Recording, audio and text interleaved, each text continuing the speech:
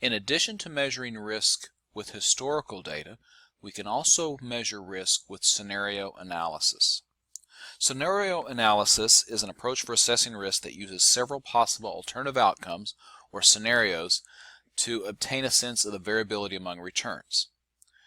For example, we could look at three options: a pessimistic option, a most likely or expected option, and then an optimistic option, and the returns associated with them for a given asset. And the range, as with historical data, is a measure of an asset's risk, which can be found from subtracting the return associated with the worst outcome to the most optimistic or best outcome. This would be similar to measuring the range using historical data, where we looked at the lowest return and the highest return. So this example is in the textbook if you want to follow along in there. The Norman Company wants to choose the better of two investments, A and B. Each requires an initial outlay of $10,000 and each has a most likely annual rate of return of 15%. Management has estimated the returns associated with each investment. Asset A appears to be less risky than asset B. Let's take a look. Asset A has a most likely return of 15%, and asset B also has a most likely return of 15%. But if we look at the range from pessimistic for A, that is 13%, and for B, the most pessimistic outcome is 7%, and if we look at the optimistic, for A it's 17%, and then for B it's 23%. So if we subtract the optimistic from the pessimistic, we have a total range or variability, or a measure of risk, for asset A of 4%, whereas for asset B, that range between the returns on pessimistic and optimistic is 16%. So if we were risk adverse, we would want to choose A because it appears to be less risky than asset B. But what we don't have there is the probability that we're going to have a pessimistic outcome, the most likely outcome, or an optimistic outcome. Probability is the chance that a given outcome will occur. And we can look at a probability distribution in a model. For example, what is the probability of being pessimistic, probability of most likely, and the probability of the optimistic outcome? Those probabilities will have to sum to 1. All probability distributions, all likely outcomes, when you add up their probabilities, it will sum to 1. And we can look at a bar chart to display the outcomes and the probabilities. And then if we have continuous data, in other words, lots of different outcomes, not just the three that we've listed here, Norman Company's past estimates indicate that the probabilities for the pessimistic, most likely, and optimistic outcomes are 25, 50, and 25% respectively. Again, note that the probabilities, 25 plus 50 plus 25, sum to 100%. So if we look at the bar chart for asset A and B, we can see the distribution of returns, and we look at asset B, we can see the distribution of returns. And we look at the variability, the range here, as we saw before, was 4% between the pessimistic return of 13% and the optimistic return of 17%. So we have a much bigger distribution or width of possible outcomes for asset B. And then if we had continuous data, in other words, not just three outcomes, but lots of different possible outcomes, and we had the probabilities associated with each one of those, we could come up with a probability distribution, a probability density function. So asset A would be much tighter because there was less variability in asset A. In asset D, we would see a much wider distribution, reflecting the fact that there's a bigger range of possible outcomes. So just looking at the chart, because asset D, it's flatter and wider, we would say that asset D is riskier than asset A.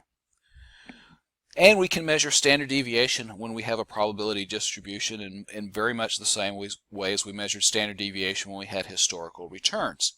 Standard deviation, again, that's just a statistical measure of dispersion around the expected or average value.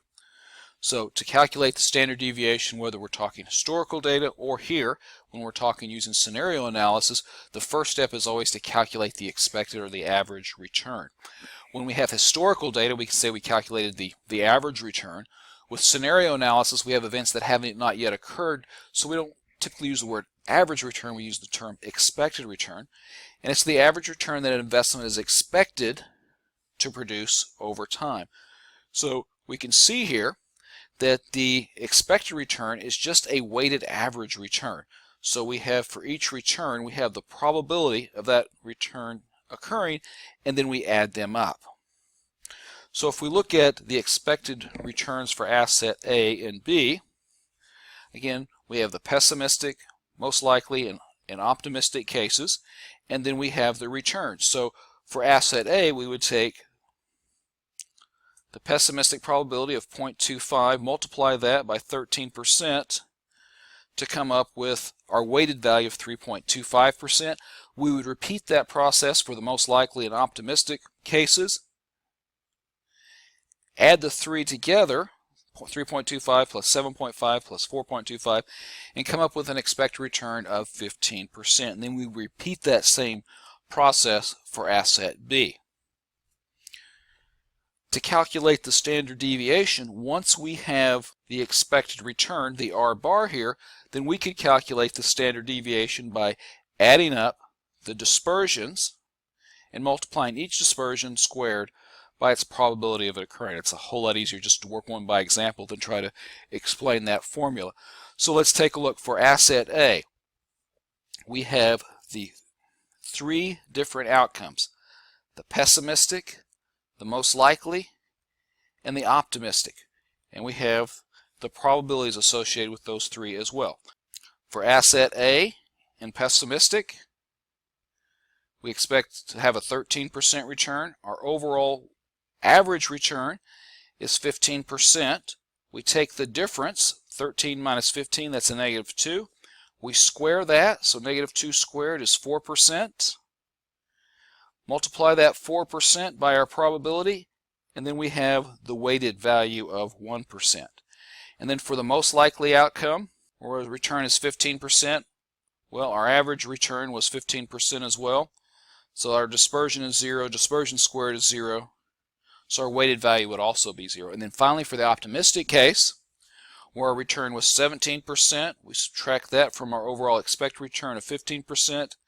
That gives us 2%, and then we square it. 2% squared is equal to 4. Multiply 4 by the probability of 0.25, and that gives us 1%. So when we sum these together, 1 plus 0 plus 1, that gives us 2%. So 2% is our overall dispersion. We call this measure the variance, and then to calculate the standard deviation, we take the square root of the variance, square root of 2%. So our standard deviation for asset A is 1.41%. And then we repeat that same process for asset B, and I'll leave that as an assignment for you to do on your own. And then we could calculate the coefficient of variation for asset A and asset B. So we could calculate the coefficient of variation whether we have historical data or we're using scenario analysis for a single asset or for a portfolio, as we will see shortly.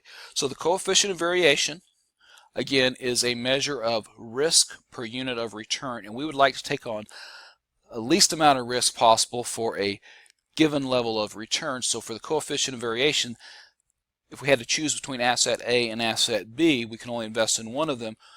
We'd want to choose the asset had the lowest coefficient of variation, because that would give us the lowest amount of risk for each unit of return.